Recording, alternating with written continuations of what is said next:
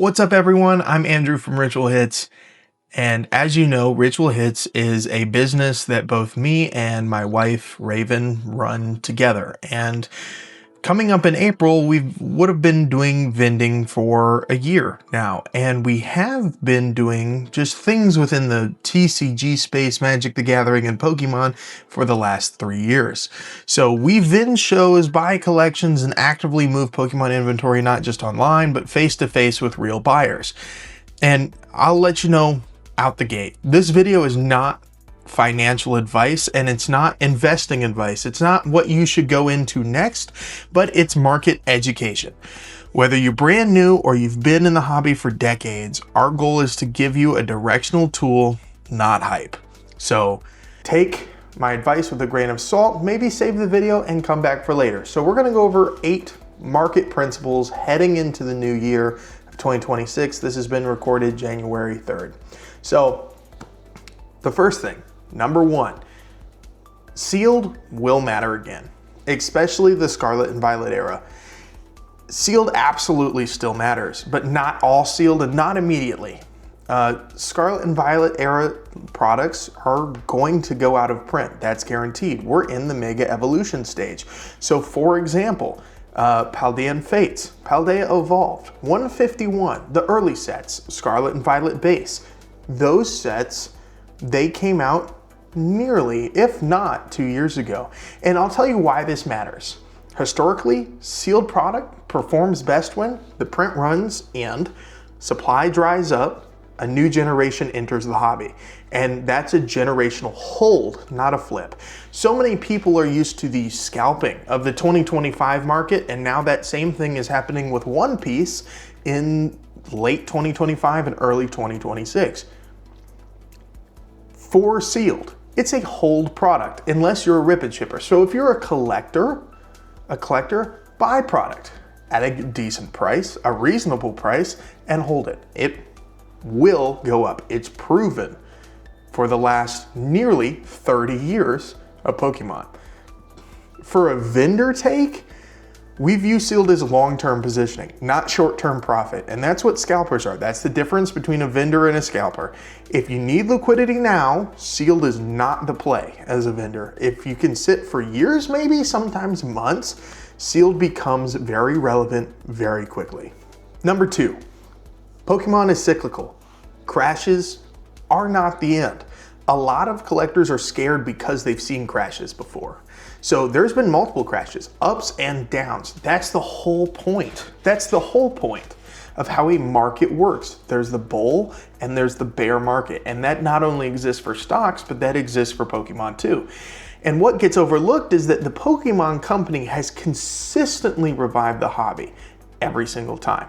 You could give credit or hate towards creators like Logan Paul, or even some love towards people like Coop Collections or Beard Dad, which are great. They're great for the hobby and they bring eyes in.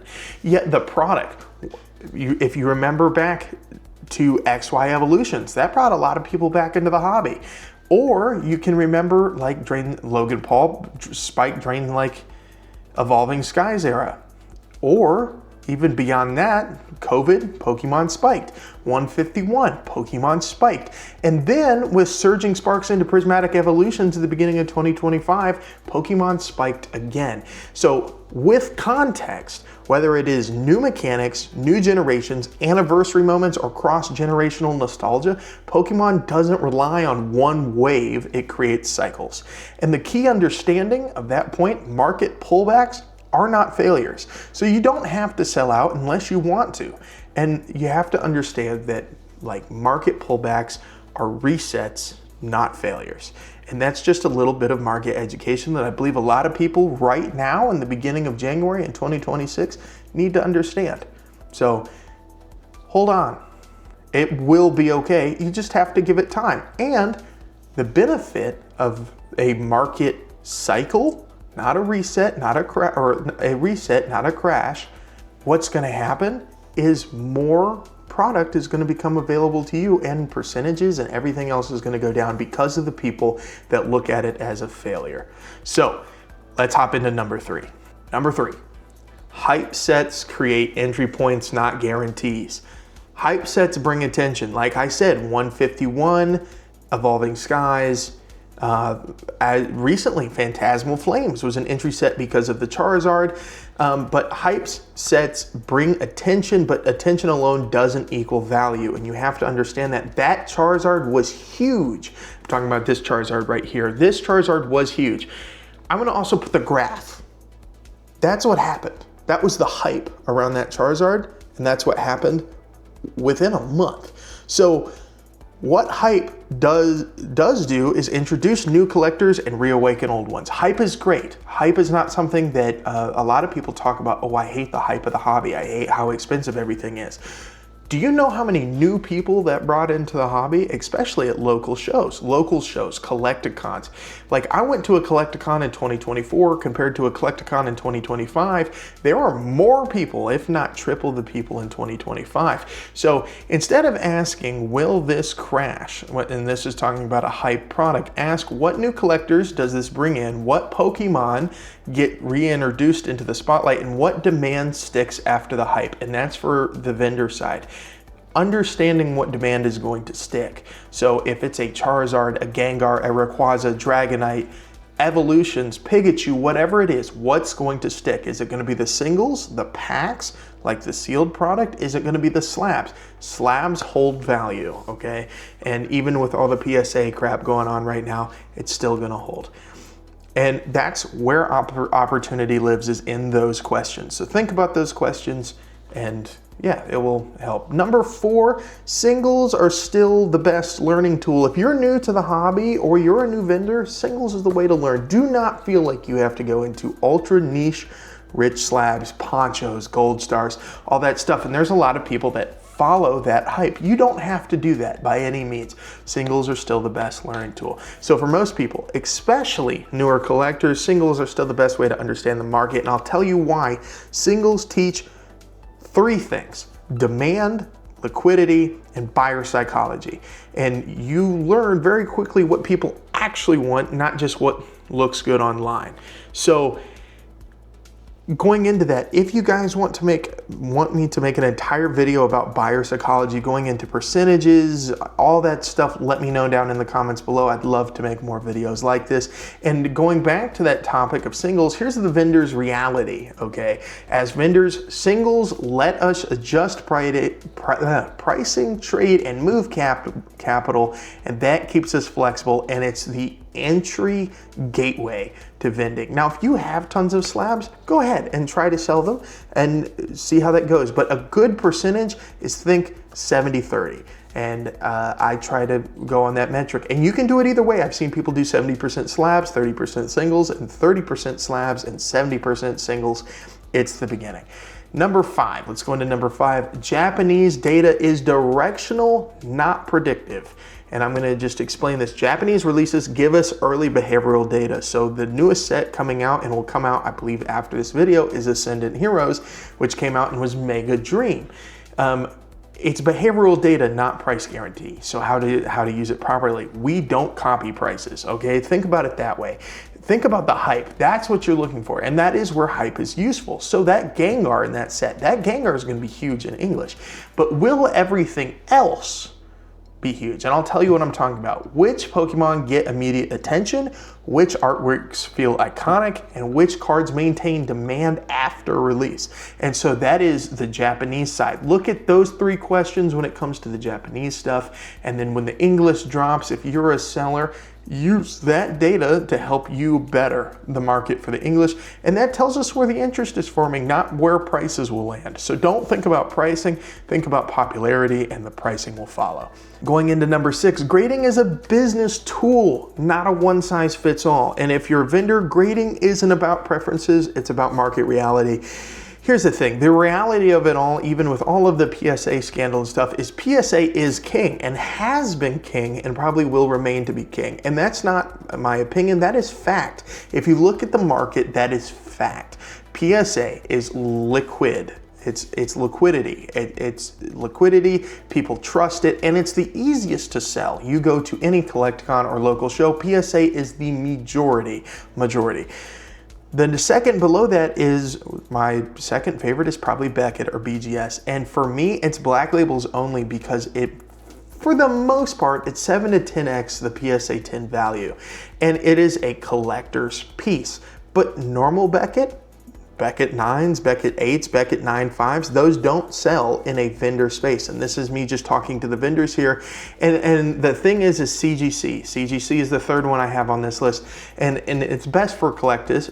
And even if you're getting new into, if you're new into the hobby, CGC is best for collectors. It's the cheapest entry. It's super affordable. It's also one of the cheapest grading prices on the market right now. And they have solid presentation, which they also have a black label. And as vendors, PSA is the standard because it moves. BGS black labels are elite, but rare, and CGC serves collectors well, especially on a budget, but CGC does not move in a vending space. It moves in a online like Whatnot or eBay space, or it's stuff you grade. And there's other ones. There's Ace, which has beautiful labels, but they are not popular in the United States. And there's Tag, who have flimsy slabs, but they have a good slab design as well as a decent turnaround time.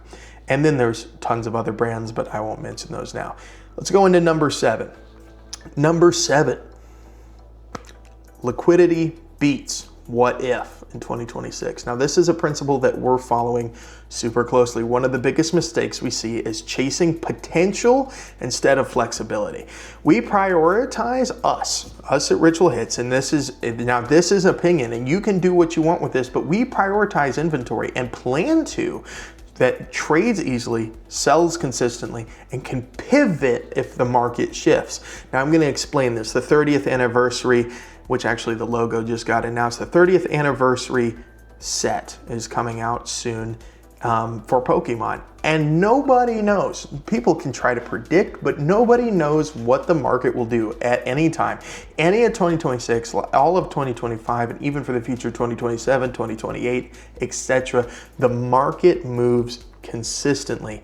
And so you want to have inventory that is flexible, that you can pivot at any point. And that is if you want to stay within Pokemon. Now, there are people who are truly One Piece fans that went and pivoted to One Piece, but there's a lot of people I know who now sell One Piece who have no idea about the anime. And that is the thing, is they pivoted from Pokemon because they saw that it was crashing. In their mind, we talked about that earlier, the pullback, not a failure, just a reset, but they went from Pokemon to One Piece. And here's the thing. Cards don't need to explode to be good inventory. They just need to move. So if you're a new vendor in the space or an experienced one, I think you'll agree with me here. Having things that move is good, especially if you're trying to make it as a successful hobby, successful side business, or maybe a business in the future. Buying random things that aren't going to move is not the best. Or you'll say, oh, well, if I go get this graded and it's a niche little card, I'm going to put a niche card here with a PSA 10 value compared to a modern card that will move, that will buy, which one would you rather have? And sure, this one looks good on paper because it's worth more, but this one you could sell within a couple weeks. This one might take a couple months. Which one benefits your business better? Okay. Now, number 8, Pokemon thrives on generations, not moments. Now, all of that I mean by this is the biggest long-term mistake is thinking Pokemon succeeds because of one moment. It succeeds because every generation hands the hobby to the next. So here's the thing. The reason we're almost here 30 years later, I was not even born yet, is because of the generations that came before this. And why this matters is because sealed makes sense long-term, singles teach demand, and slabs preserve value. And it's my biggest thing for the market in 2026 that Ritual Hits is doing that I believe anyone can do, whether it is a collector or maybe a reseller or a vendor or whatnot, streamer, whatever it is you have to stop reacting and you have to start positioning yourself to find a better place in the market. And if you guys want to see a video on market techniques or how we analyze the market and look at specific cards or even like our grading techniques or other things I've done, please say something in the comments below. So just to wrap up everything, these aren't predictions, they're principles we use to operate Ritual Hits. and operate a successful Pokemon business heading into 2026. Whether you're collecting for fun, investing carefully, or vending shows, understanding why the market moves matters more than chasing the next spike. So look at it long term, not short term. If this helped, please consider subscribing and let us know in the comments which part of Pokemon market are you watching this year and what else you would like to see from us. Hope you guys have an amazing rest of your day. We'll see you later. Peace.